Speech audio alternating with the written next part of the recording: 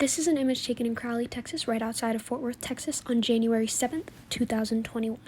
This is an image taken in Surprise, right outside the university, and this was taken on February 17th.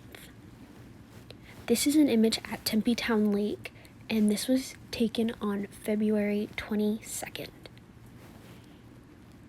Say you have to go to court and jail. How did the weather affect you when it came to meeting with clients or having to go to court or jail or anything like that? It was harder because a lot of people lost their electricity. So to talk to clients, like a couple of clients I would call and they were like, I can't talk because we have no power. So they wanted to save their phone's power, because you have to plug it up. So there was no way. I had one client who literally his cousin came over to his house and picked him up to take him to his house to use the electricity. But he refused to stay at his cousin's house where there was electricity because he just was like, I'm more comfortable at home, but it's cold. So it was a lot. As far as my clients are mental, they have mental illness. So he wasn't thinking because it was cold, but he was bitching because they had no electricity and they had no food and they had no water. But yet you don't want to go anywhere else. That was the issue I had with that client. Like, it was like, you need to get out of the house. I couldn't get to my clients like usually they would want me to because I couldn't go anywhere. So it was hard. I had to continue to just kind of every day call them to see if they're okay. Several clients I wasn't able to get a hold of. I left messages, and they would call me whenever they could. And then as far as courts were canceled. And then I had one released from jail who didn't get released. That was canceled due to the weather.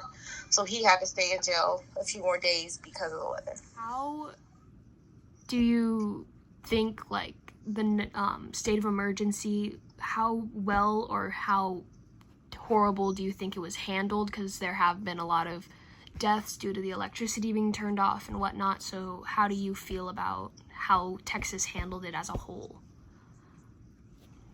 I think the entire situation could have been prevented. They've known for over 10 years that they had to winterize all the power plants and all the windmills and stuff. Texas is number 7 right now in producing clean energy, though, so a lot of electricity does come from gas and but wind turbines, though, and they've known that they had to make these upgrades. Now, a lot of the people at ERCOT, which is the energy company that runs the whole grid here in Texas, because we are an independent grid, failed to act on that because of their belief that we would not need to make those expenses because we're not used to seeing temperatures drop below 10 degrees.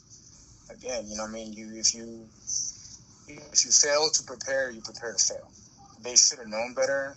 They try to sit there and mitigate the damage by shutting down certain power plants and cutting power off to certain people.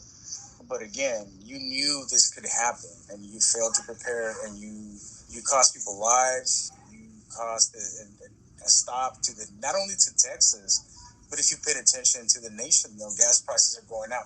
Texas is a major hub for distributing for the refineries and oil. So us coming to a halt not only put the state to a halt, it put the entire nation at a halt. People are already complaining, gas and this and produce and that, because we are a central hub. Okay, thank you.